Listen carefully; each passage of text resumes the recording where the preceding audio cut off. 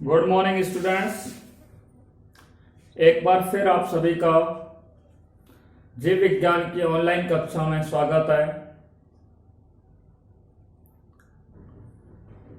Dear student, last video में हमने आपको कवकों के वर्गीकरण पर आपसे चर्चा की थी। आपको बताया कि कवकों का जो वर्गीकरण किया गया है वो कवक जाल की आकार की, बीजाणु के बनने एवं फलन काय के आधार पर या फलन काय के निर्माण के आधार पर या बनने के आधार पर कवक जो होते हैं उनको 4 वर्गों में बांटा गया है। कवक जगत को 4 वर्गों में बांटा गया है: फाइकोमाइसिटीज, एस्कोमाइसिटीज, बेसिडियोमाइसिटीज और ड्यूटेरियोमाइसिटीज। लास्ट वीडियो में हम फाइकोमाइसिटीज और एस्कोमाइसिटीज पर आपसे चर्चा कर चुके हैं। एक बार फिर हम आपको फाइकोमाइसिटीज पर आपसे चर्चा कर रहे हैं। देखिए, फाइकोमाइसिटीज जो होते हैं वो जल के अंदर पाए जाते हैं। किस में पाए जाते हैं? जल में पाए जाते हैं। इसलिए ये कैसे होते हैं? इन्हें एल्गल कवक भी कहा जाता है, इन्हें शैवालीय कवक भी कहा जाता है। फाइकोमाइसिटीज को शैवालीय कवक भी कहा जाता है। ठीक है, मैंने आपको बताया कि इनके जो कवक तंतु होते हैं उन कवक तंतुओं में क्या नहीं पाए जाते हैं? पट्ट नहीं पाए जाते हैं, पट्ट रहित होते हैं।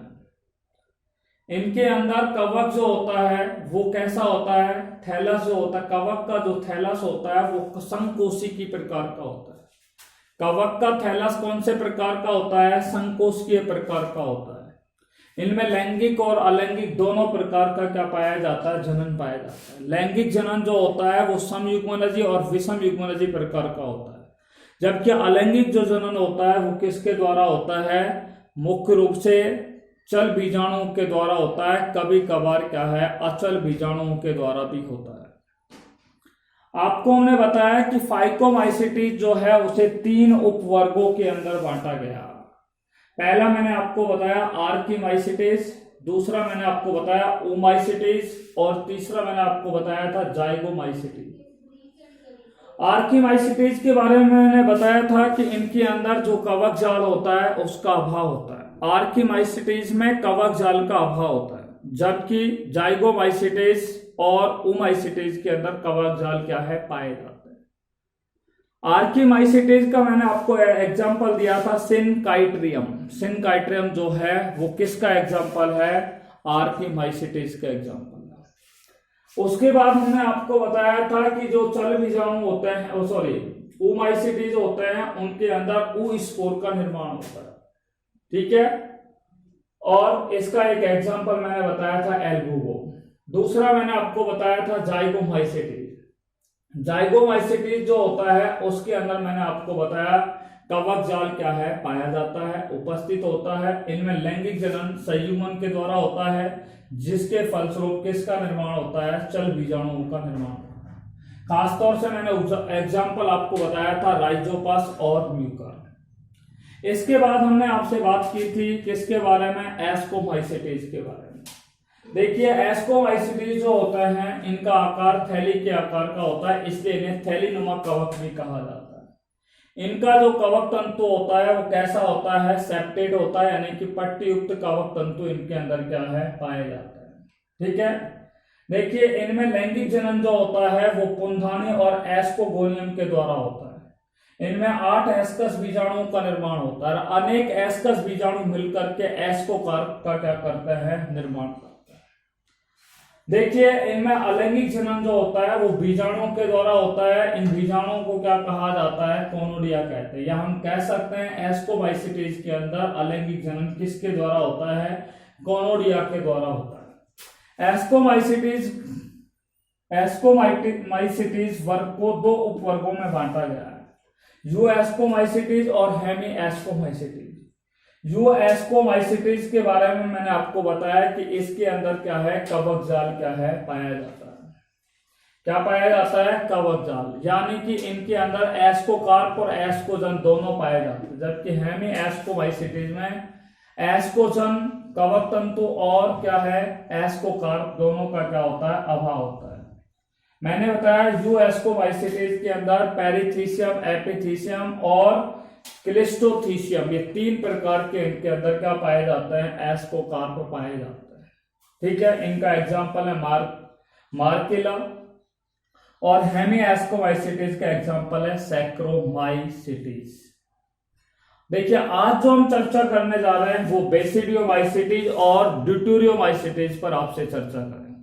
ठीक है, तो today we are going to discuss about basidiomycetes and ड्यूटेरियोमाइसिटीज।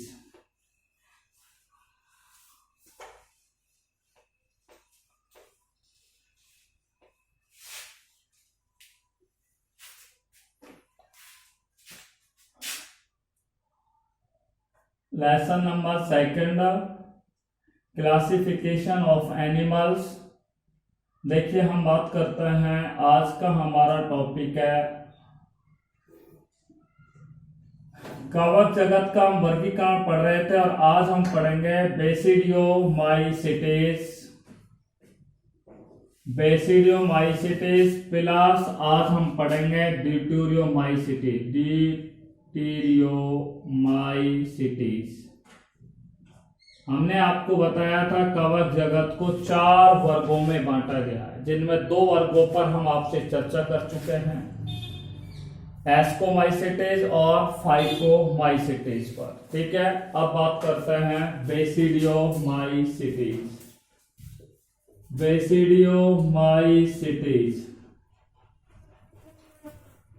देखिए बेसिडियोमाइसिटीज ये क्या है, इस पर हम कवक जगत को 4 वर्गों में बांटा गया है। कितने वर्गों में बांटा गया है, 4 वर्गों में बांटा गया है, जिसमें एक वर्ग है आपका बेसिडियोमाइसिटीज। और बेसिडियोमाइसिटीज को हम क्या कहते हैं, गदाकार कवक कहा जाता है, या क्लब फंजाई के नाम से इन्हें क्या है जाना जाता है। किस नाम से जाना जाता है, क्लब फंजाई, या इन्हें गदाकार कवक भी कहा जाता है। क्लब फंजाई, या इनका दूसरा नाम है गदाकार फंजाई के नाम से, या गदाकार कवकों के नाम से इन्हें क्या है जाना जाता है। देखिए इनके अंदर जो कवक तंतु होते हैं वो पट्टी युक्त होते हैं। कवक तंतु जो होते हैं वो कैसे होते हैं, इस तरीके के होते हैं। कवक तंतु जो होते हैं वो कैसे होते हैं, पट्टी युक्त होते हैं। कवक तंतु कैसे होते हैं, पट्टी युक्त होते हैं। बात समझ आ गई। बेसिडियोमाइसिटीज जगत यानी कि वर्ग के जो कवक होते हैं उनमें कवक तंतु कैसे होते हैं, पट्टी युक्त होते हैं। इनमें लैंगिक अंगों का क्या होता है, अभाव होता है। सेक्स ऑर्गन्स इज एब्सेंट, यानी कि लैंगिक जननांगों का क्या होता है, अभाव होता है। सेक्स ऑर्गन क्या होते हैं, अनुपस्थित होते हैं। परंतु ये ध्यान रखने के बाद लैंगिक अंगों का तो अभाव होता है, परंतु लैंगिक जनन द्वारा द्विकेंद्रकी कवक तंतुओं का क्या होता है, निर्माण होता है। कौन से, लैंगिक जनन के द्वारा, ध्यान से सुनना, लैंगिक अंगों का तो अभाव होता है, यानी कि लैंगिक जननांगों का तो अभाव होता है, परंतु लैंगिक जो जनन होता है उस लैंगिक जनन के अंदर द्विकेंद्रकी कवकों का क्या होता है, निर्माण होता है। द्विकेंद्रकी कवकों का क्या होता है, निर्माण होता है। ठीक है, बेसिडियम से, ठीक है, बेसिडियम बीजाणुओं का निर्माण जो होता है, बेसिडियम से किसका निर्माण होता है, बेसिडियम यानी कि बीजाणुओं का निर्माण होता है। बेसिडियम से किसका निर्माण होता है, बेसिडियम बीजाणुओं का निर्माण होता है। और आपको मैं बता दूं, अनेक बेसिडियम मिलकर के बेसिडियोकार्प का क्या करते हैं, निर्माण करते हैं। बेसिडियम से तो किसका निर्माण होता है, बेसिडियम बीजाणु का निर्माण होता है। और बेसिडियम बीजाणु जो होते हैं इनमें अनेक बेसिडियम जब मिल जाते हैं तो किसका निर्माण होता है, बेसिडियोकार्प का क्या हो जाता है, निर्माण हो जाता है। तो आपको मैंने बता दिया बेसिडियोकार्प का निर्माण होता है। यहाँ पर किसका निर्माण होता है, बेसिडियम से तो किसका निर्माण होता है, बेसिडियम से तो किसका निर्माण होता है, बेसिडियोकार्प का निर्माण होता है। बेसिडियोकार्प का निर्माण होता है।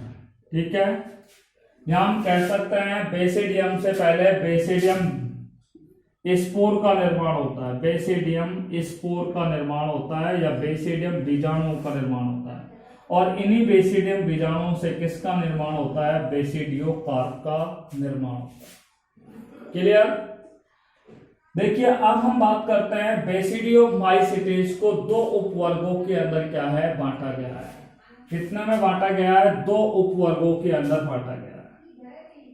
देखिए दो कौन कौन से हैं? पहला है, मैं आपको बता दूं, होमो बेसिडियो माइसिटीज और दूसरा है हेट्रो बेसिडियो माइसिटीज। होमो बेसिडियो माइसिटीज, होमो बेसिडियो माइसिटीज और दूसरा प्रकार का है हेट्रो बेसिडियो माइसिटीज। होमो बेसिडियो माइसिटीज और दूसरा कौन सा है? हेट्रो बेसिडियो माइसिटीज के नाम से जानते हैं। होमो बेसिडियो माइसिटीज क्या है? बेसिडिया और बेसिडियम बीजाणु, बेसिडिया और बेसिडियम बीजाणु मिलकर के बेसिडियो कार्प का क्या करते हैं? निर्माण करते हैं। बेसिडियो कार्प का निर्माण किसके द्वारा होता है? बेसिडिया और बेसिडियम बीजाणुओं के द्वारा। ये दोनों जब मिल जाते हैं तो बेसिडियो कार्प का यहाँ पर क्या होता है? निर्माण होता है। हेट्रोबेसिडियम के अंदर क्या है? बेसिडियो कार्प का निर्माण नहीं होता है, यानी कि अगर होता है तो वहां पर स्पष्ट रूप से बेसिडियो कार्प का निर्माण नहीं होता। यहाँ पे स्पष्ट रूप से बेसिडियो कार्प का निर्माण नहीं होता, यहाँ पर स्पष्ट रूप से बेसिडियो कार्प का क्या हो जाता है? निर्माण हो जाता है। देखिए अब हम आपको बताते हैं, यहाँ पर एक एक एग्जाम्पल है इसका। होमो बेसिडियो माइसिटीज में आता है एग्रिकस और आपको बता दूं हेट्रोबेसिडियम के अंदर आता है पक्सिनिया और अस्थिलेगो। पक्सिनिया और अस्थिलेगो आता है हेट्रोबेसिडियो माइसिटीज के अंदर आता है। हमारा बेसिडियो माइसिटीज क्लियर हुआ। हमने बोला बेसिडियो माइसिटीज को क्लब फंगी के नाम से जानते हैं। बेसिडियो माइसिटीज को हम गदाकार कवक भी कह सकते हैं। इनके कवक तंतु पट्टीयुक्त होते हैं, लैंगिक अंगों का अभाव होता है। ठीक है, इनमें लैंगिक जनन जो होता है उस लैंगिक जनन के दौरान द्विकेंद्रिकी कवकों का क्या होता है? निर्माण होता है।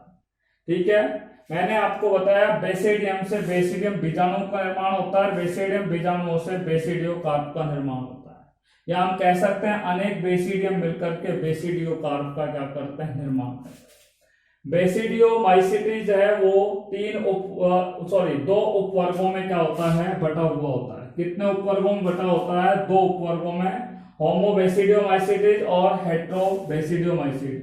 होमो बेसिडियो माइसिटीज में मैंने आपको बता दिया है कि इसमें बेसिडिया और बेसिडियो कार्प का निर्माण होता है, या बेसिडिया और बेसिडियो बीजाणु मिलकर के बेसिडियो कार्प का निर्माण होता है।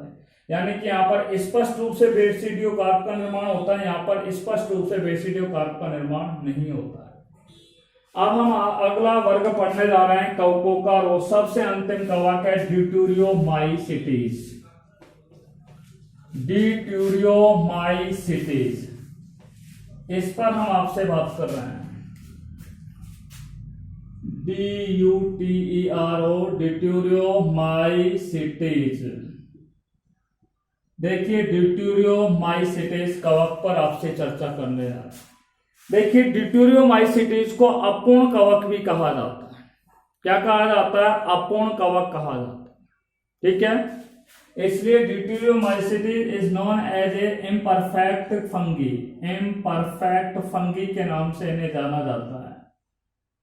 अपूर्ण कवकों के नाम से इन्हें क्या है? जाना जाता है। किस नाम से जाना जाता है? अपूर्ण कवकों के नाम से ड्यूटेरियोमाइसिटीज वर्ग के जीवों को क्या है? जाना जाता है। इनमें क्या है? अलैंगिक जनन जो होता है वो पाया जाता है। ठीक है, एसेक्सुअल रिप्रोडक्शन तो इनके अंदर क्या है? पाया जाता है। एसेक्सुअल रिप्रोडक्शन तो पाया जाता है, उपस्थित होता है, वेल डेवलप्ड होता है, परंतु इनमें लैंगिक जनन जो होता है, सेक्सुअल रिप्रोडक्शन होता है, उसका क्या होता है? अभाव होता है। ड्यूटेरियोमाइसिटीज वर्ग के अंदर अलैंगिक जनन तो पाया जाता है, परंतु लैंगिक जनन का क्या होता है? अभाव होता है। मैं आपको बता दूं ड्यूटेरियोमाइसिटीज के अंदर क्या है? अलैंगिक जो संरचनाएं होती हैं, ड्यूटेरियोमाइसिटीज में अनेक अलैंगिक संरचनाएं होती हैं, जैसे सिनीमा, पिक्निडिया या एसरबुली। ठीक है, ये विशेष प्रकार की अलैंगिक संरचनाएं किसमें पाई जाती है? ड्यूटेरियोमाइसीटीज के अंदर क्या है? पाई जाती है। इसके उदाहरण में बता दूं, अल्टरनेरिया और कोलेटोट्राइकम। कोलेटोट्राइकम, ये दो एग्जांपल मैं आपको बता रहा हूं ड्यूटेरियोमाइसीटीज के अंदर। देखिए, आर.एच. व्हिटेकर के द्वारा जो वर्गीकरण किया गया था, मोरेरा जगत, प्रोटिस्टा जगत, कवक जगत और प्लांटी जगत, इन 4 जगतों पर हम आपसे चर्चा कर चुके हैं। आज जो हम अंतिम जगत पर चर्चा करने जा रहे हैं वो है एनिमेलिया। ठीक है, तो अब हम जो अध्ययन करने जा रहे हैं वो अंतिम जगत है हमारा एनिमेलिया। देखिए, नेक्स्ट टॉपिक है जिस पर हम बात कर रहे हैं एनिमेलिया।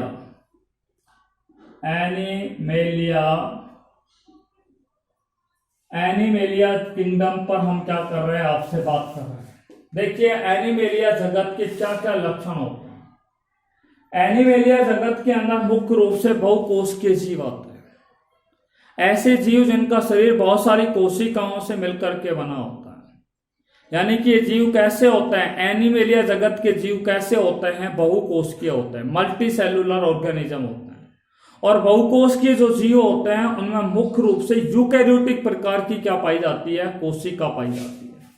हमने 2 बातें की है, यहाँ पर 2 करैक्टरों पर बात की है। एनिमेलिया जगत के 2 करैक्टर हम बात कर चुके हैं। करैक्टरिस्टिक्स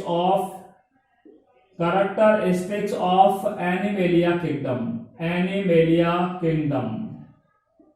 एनिमेलिया जगत के लक्षण। तो पहला मैंने बताया कि ये जीव कैसे होते हैं? बहुकोशिकीय होते हैं, मल्टी सेलुलर ऑर्गेनिज्म होते हैं। बहुकोशिकीय जीव जो होते हैं वो किसके अंतर्गत आते हैं? एनिमेलिया जगत के अंतर्गत आते हैं। दूसरा मैंने आपको बताया, एनिमेलिया जगत के अंदर जो जीव होते हैं उनके अंदर कौन से प्रकार की कोशिका पाई जाती है? यूकैरियोटिक प्रकार की कोशिका पाई जाती है। कौन सी कोशिका पाई जाती है? यूकैरियोटिक प्रकार की कोशिका पाई जाती है। इनमें देखो, कोशिका भित्ति का क्या होता है? अभाव होता है। किसका अभाव होता है? कोशिका भित्ति का क्या होता है? अभाव होता है। सेल वॉल इनके अंदर नहीं पाई जाती। Cell wall is absent in Animalia kingdom living organism. केवल इनके अंदर क्या पाई जाती है? कोशिका भित्ति ही के स्थान पर क्या पाई जाती है? कोशिका झिल्ली पाई जाती है, सेल मेम्ब्रेन पाई जाती है। कोशिका झिल्ली पाई जाती है परंतु कोशिका भित्ति इनके अंदर नहीं पाई जाती। मैं आपको बता दूं, एनिमेलिया जगत के जीवों को मेटाजोअन्स के नाम से भी जाना जाता है। एनिमेलिया जगत के जीवों को क्या कहा जाता है? मेटाजोअन्स के नाम से क्या है? इन्हें जाना जाता है। Animalia kingdom is known as a metazoan kingdom. ठीक है, मेटाजोअन के नाम से भी एनिमेलिया जगत को क्या है? जाना जाता है। देखिए, आपको बता दो, एनिमेलिया जो जगत होता है, इनके अंदर गति, लोकोमोशन जो होता है वो पाया जाता है। मूवमेंट जो होती है वो पाई जाती है। एनिमेलिया जगत के जीवों में गति होती है, मूवमेंट होती है। ठीक है, यानी कि एक स्थान से दूसरे स्थान पर ये जीव क्या है? गति करते हैं, लोकोमोट करते हैं। तो इनमें लोकोमोशन या मूवमेंट क्या है? पाया जाता है। लोकोमोशन का अर्थ होता है गति। इनके अंदर क्या होती है? गति होती है। दूसरा, इनकी कोशिकाओं के अंदर, एनिमेलिया जगत के जीवों के अंदर लवकों का क्या होता है? अभाव होता है। एनिमेलिया जगत के जीवों में जब लवक नहीं पाए जाते हैं तो ये क्या नहीं कर पाते हैं? लवक नहीं पाए जाते हैं तो ये प्रकाश संश्लेषण की क्रिया नहीं कर पाते, और प्रकाश संश्लेषण की क्रिया नहीं कर पाते तो ये अपना भोजन स्वयं नहीं बनाते हैं। और जब ये अपना भोजन स्वयं नहीं बनाते हैं तो दूसरे जीवों पर भोजन के लिए क्या रहता है? आश्रित रहते हैं, निर्भर रहते हैं। इसलिए एनिमेलिया जगत के जो जीव होते हैं वो कैसे होते हैं? विषम पोषी होते हैं, हेट्रोट्रॉप्स होते हैं। कैसे होते हैं? हेट्रोट्रॉप्स होते हैं, यानी कि विषम पोषी होते हैं। कैसे होते हैं? विषम पोषी होते हैं। ठीक है, क्यों होते हैं विषम पोषी? क्योंकि लवकों का अभाव होता है, इसलिए प्रकाश संश्लेषण की क्रिया नहीं कर पाते।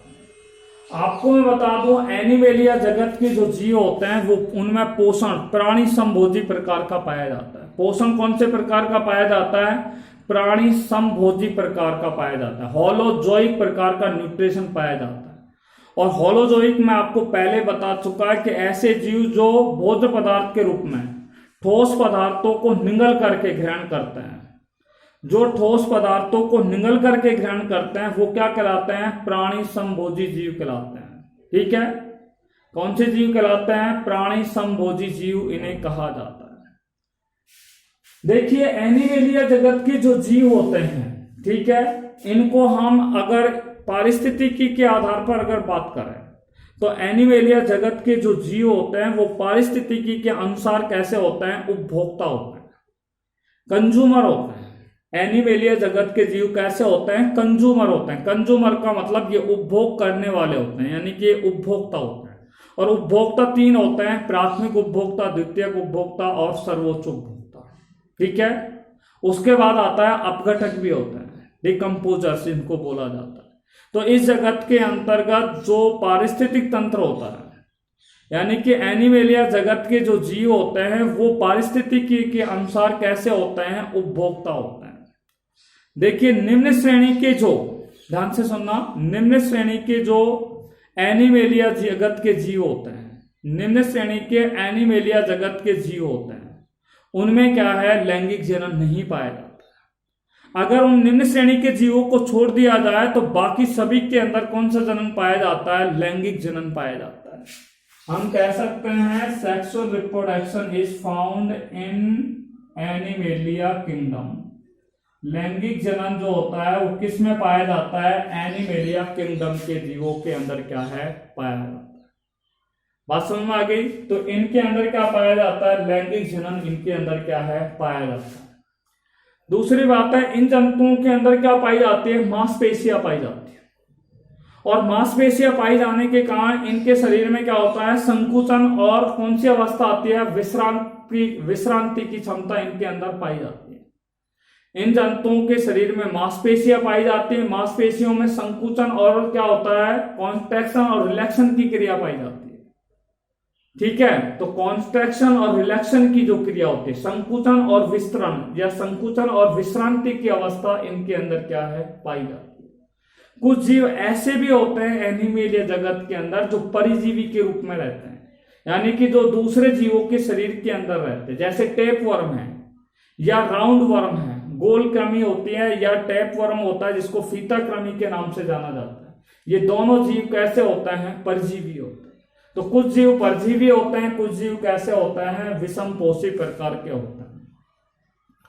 देखिए इसी के साथ हमारे 5 किंगडम के कैरेक्टर्स क्या हो गए? कंप्लीट हो गए। मोनेरा हो, चाहे प्रोटिस्टा हो, चाहे प्लांटी हो, चाहे फंगी हो, चाहे एनिमेलिया हो। एनिमेलिया जीवों के, मैं आपको एनिमेलिया जगत के जीवों के एक बार फिर लक्षण रिपीट कर रहा हूं कि इस जगत के जीव बहुकोषीय होते हैं।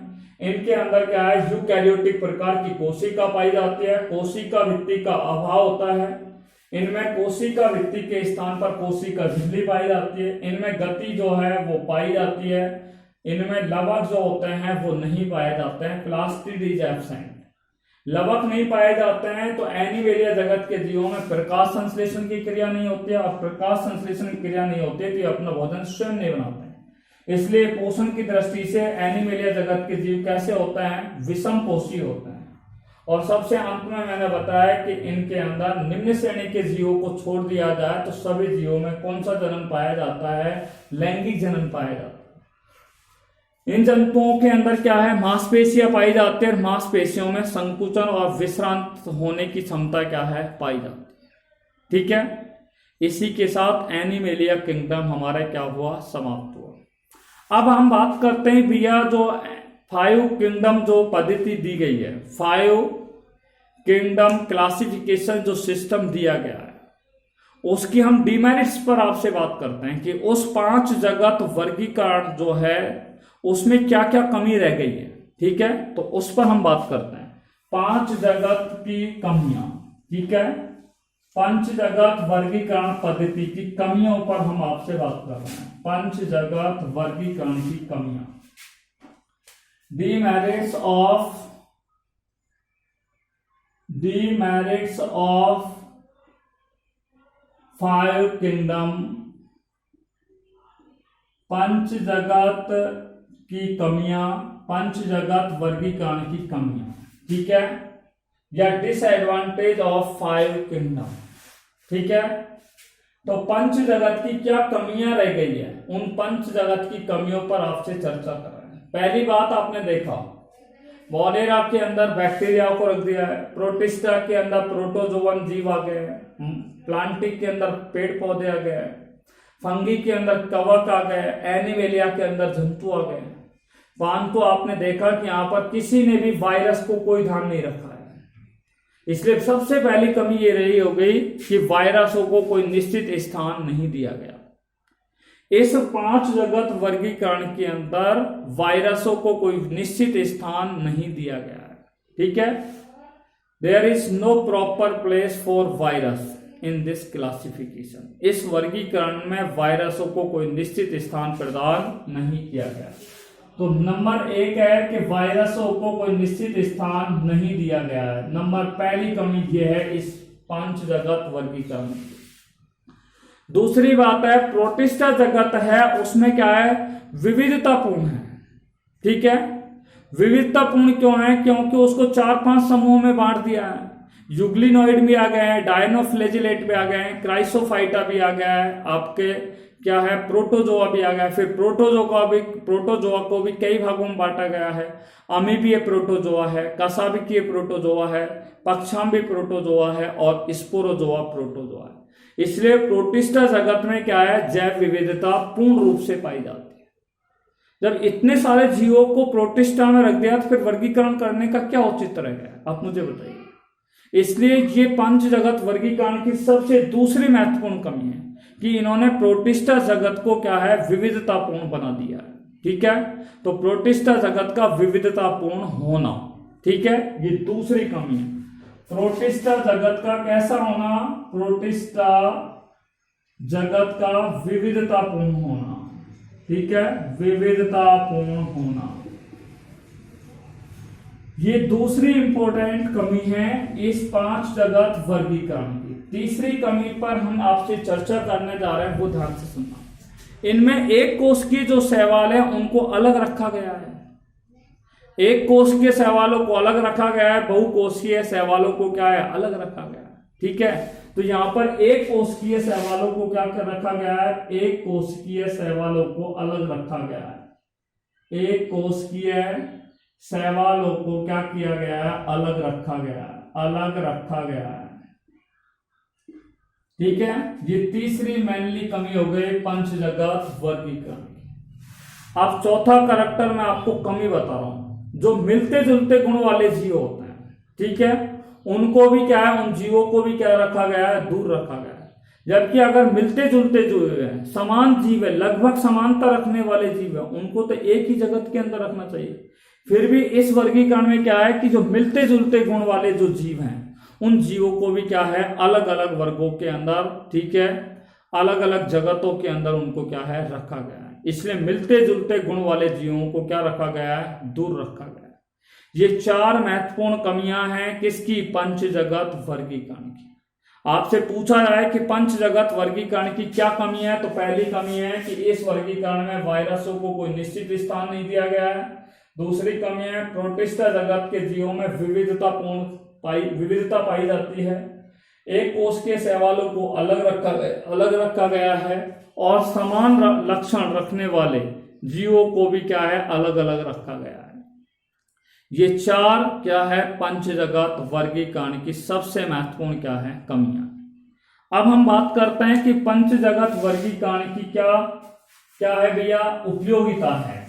अब हम बात करते हैं डीमेरिट्स के बाद मेरिट्स पे बात करते हैं। मेरिट्स या हम कह सकते हैं एडवांटेज ऑफ 5 किंगडम, 5 जगत की उपयोगिता। 5 किंगडम, 5 जगत की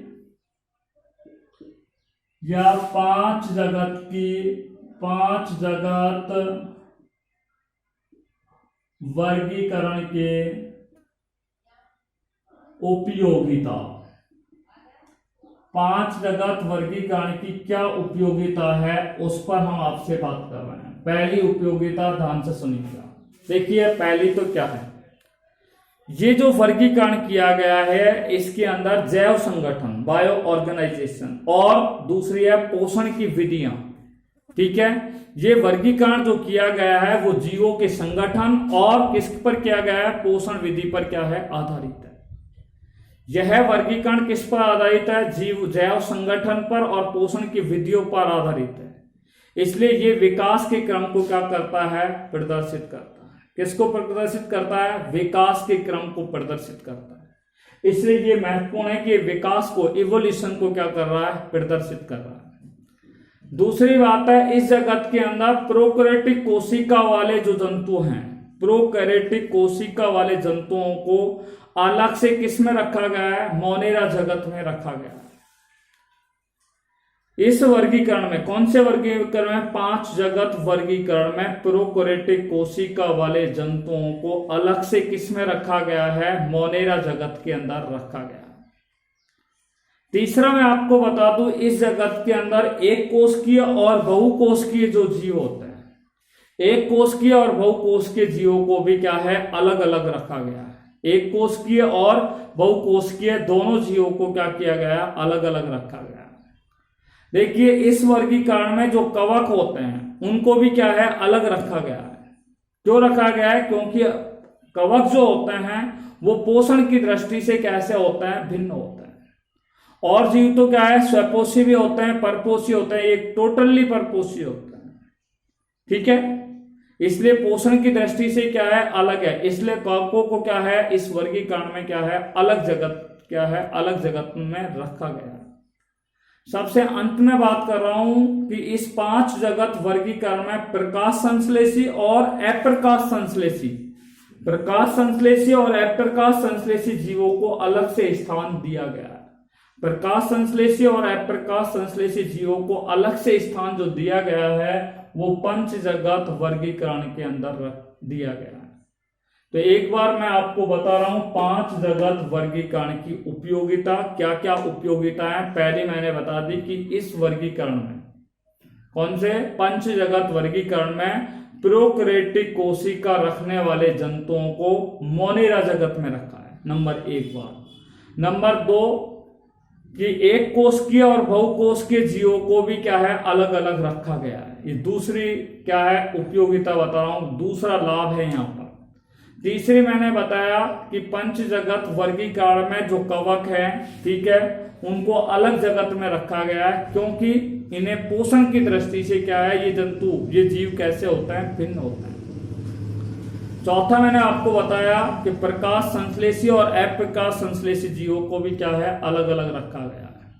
और सबसे अंत में मैंने बताया कि यह वर्गीकरण जो होता है वो जैव संगठन और पोषण विधि के पर क्या होता है, आधारित होता है। जैव संगठन और पोषण की विधियों पर क्या होता है, आधारित होता है। इसलिए विकास को क्या करते हैं, प्रदर्शित करते हैं। तो अब तक हम 5 जगत वर्गीकरण का अध्ययन कर चुके हैं और द्विजगत वर्गीकरण पद्धति का भी हम क्या है, अध्ययन कर चुके हैं। अब इस चैप्टर में 2 चीजें शेष रह गई है, एक है हमारा वायरस और दूसरा है लाइकेंस। वायरस और लाइकेंस पर हम चर्चा नेक्स्ट वीडियो में करेंगे। Till then take care by corona, be safe and be happy at your home. Thanks very much.